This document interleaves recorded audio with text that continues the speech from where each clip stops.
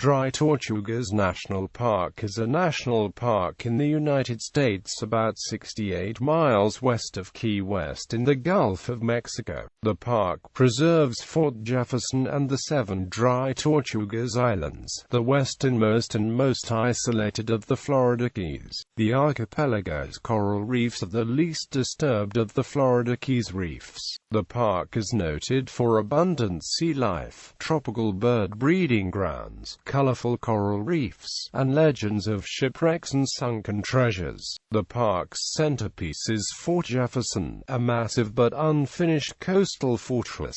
Fort Jefferson is the largest masonry structure in the Western Hemisphere, and is composed of more than 16 million bricks. Dry Tortugas is unique in its combination of a largely undisturbed tropical ecosystem with significant historic artifacts.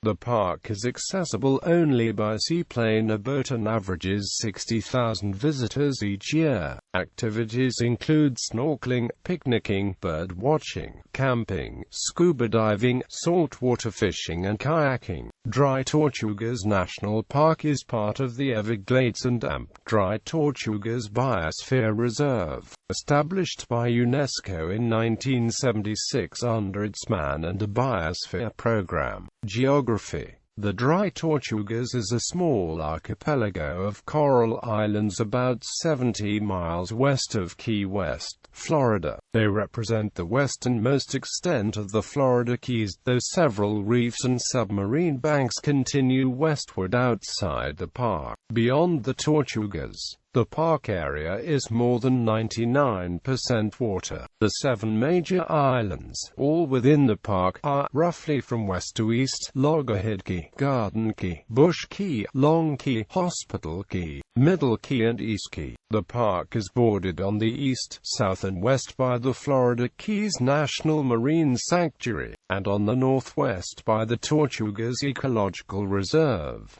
The total land area within the park is 104 acres. The park is in a tropical maritime climate, with rainy seasons coinciding with hurricane season from May to October, and a dry season from November through April. The area is heavily influenced by frequent hurricanes and tropical storms. Even with exposure to tropical systems, the Tortugas are among the driest places in Florida, with an annual precipitation of about 49 inches. There is little temperature variation, with high temperatures in summer around 90 degrees Fahrenheit and low temperatures in winter around 66 degrees Fahrenheit. The northern and western portions of the park, including the Central Island Group, were designated a 46-square-mile research natural area on January 19, 2007, in which no marine life may be taken, nor may vessels anchor. Vessels wishing to moor in the research natural area must use designated mooring buoys or docks. About 54% of the park remains open for fishing. Visiting the park by private boat is difficult because of its distance, so most visitors come by ferry or seaplane from Key West. Official ferry and transportation services to the Dry Tortugas includes the Yankee Freedom 3 catamaran and seaplane services. Climate. History. The first European to see the Dry Tortugas was Juan Ponce de Leon, who visited on June 21, 1513. Ponce de Leon caught 160 sea turtles there and subsequently referred to the islands as the Tortugas. They are called dry owing to the absence of surface fresh water on the island. The archipelago includes a high concentration of historically significant shipwrecks dating from the 17th century to the present. The Dry Tortugas were a significant American naval base from colonial times to the early 20th century, providing a sheltered anchorage and coaling station through the Spanish-American War. Florida was acquired from Spain by the United States in 1822. The Dry Tortugas were seen as a strategic point for the control of the Florida Straits and the Gulf of Mexico. Work on a lighthouse on Garden Key started in 1825. Planning for a fortification began almost immediately, and construction started in 1847. In 1856, work on a new, more powerful lighthouse on Loggerhead Key was started to replace the Garden Key light. Work was half complete in 1860. Construction continued into the American Civil War, but eventually stopped, and the fort was used as a military prison.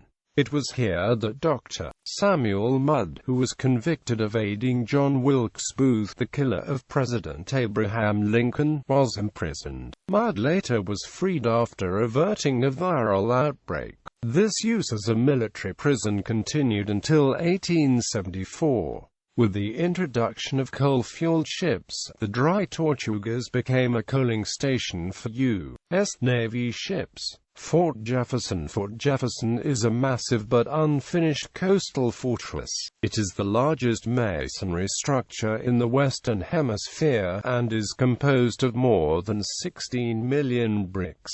Park history. Comprising 47,125 acres, Fort Jefferson National Monument was designated by President Franklin D. Roosevelt under the Antiquities Act on January 4, 1935. The monument was expanded in 1983 and redesignated as Dry Tortugas National Park on October 26, 1992, by an act of Congress. Dry Tortugas is managed by the staff of Everglades National Park. The park was established to protect the island and marine ecosystems of the Dry Tortugas, to preserve Fort Jefferson and submerged cultural resources such as shipwrecks, and to allow for public access in a regulated manner. During the federal government shutdown of 1995 and 1996, Dry Tortugas was closed along with all other national parks, seeing this as having a damaging effect on the tourism-dependent economy. The residents of Key West, Florida, raised money to keep Dry Tortugas open. The effort was inspired by the Smithsonian Institution, which raised private donations to keep its museums open during the shutdown. Failing to find anybody to accept the money to reopen the park, Key West residents, under the auspices of the satirical micronation Contrapublic, sent a flotilla of civilian boats and fire department boats to Fort Jefferson in order to reopen the national park. When officials attempted to enter the fort, they were cited. The citation was contested in court the following year, and the resultant case, the United States of America v. Peter Anderson, was quickly dropped. The park is a landing location for immigrants arriving from Cuba in home-built boats called chugs. Receiving and housing the migrants is a particular problem for Dry Tortugas, which has limited resources for such arrivals and which is several hours from the nearest Coast Guard or Border Patrol units. Communications with Key West are accomplished using a satellite-based voice-over IP system, which is prone to garbling and delays, and by a radio relay system using an abandoned Air Force tower between Key West and the Dry Tortugas. Visitation steadily rose for several decades, reaching a peak of 83,704 in 2000.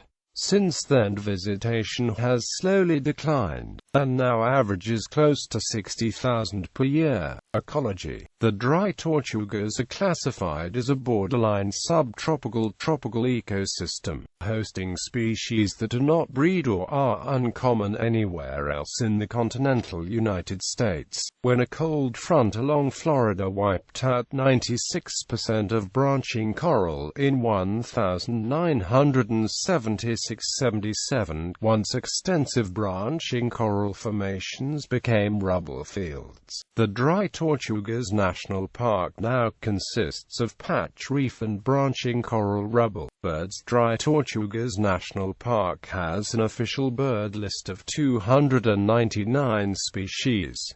Of these, only 8 species frequently nest within the park: sooty tern, brown noddy, brown pelican, magnificent frigatebird, masked booby, roseate tern, bridal tern and mourning dove. The park features the only nesting colonies of sooty tern, brown noddy, magnificent frigatebird, and masked booby in the contiguous United States. Bird-watching activity peaks each spring when dozens of migratory bird species can pass through the park in a single day. Many birds land inside the parade grounds of Fort Jefferson, where they are often observed at close range. Common migratory warblers include the northern parula, American redstart, prairie warbler, hooded warbler, palm warbler, black and white warbler, common yellow-throat, yellow-rumped warbler, ovenbird, northern water thrush, black-throated blue warbler, blackpoll warbler, and Cape May warbler, with more than 20 additional warbler species having shown up at least once. Several raptor species as well as cattle egrets are often seen hunting songbirds.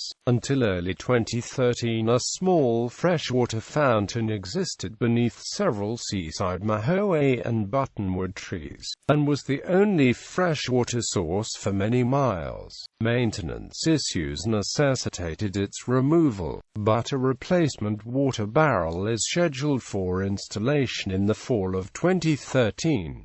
Each year several bird guides offer tours of Dry Tortugas National Park during April and early May, when daily bird lists can often reach 100 or more species.